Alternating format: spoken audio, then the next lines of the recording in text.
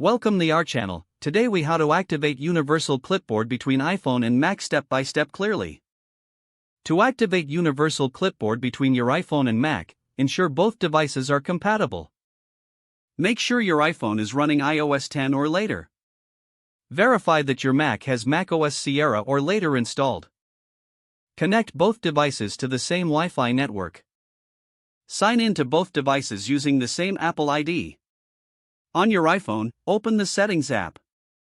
Scroll down and tap on General. Select AirPlay and Handoff. Turn on the handoff toggle. Now, on your Mac, click on the Apple menu in the top left corner. Choose System Preferences from the drop-down.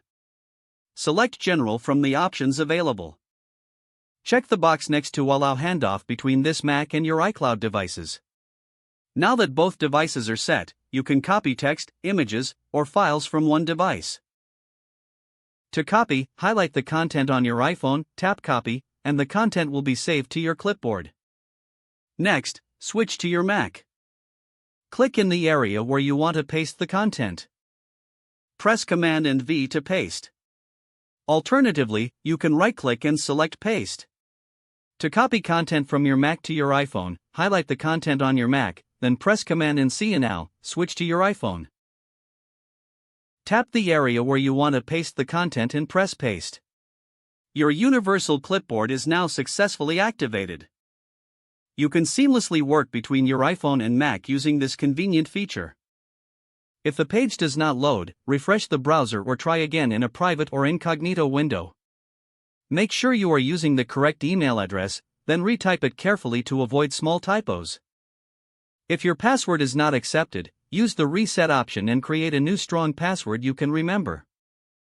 Check your spam folder for verification or security emails, then complete any requested confirmation steps.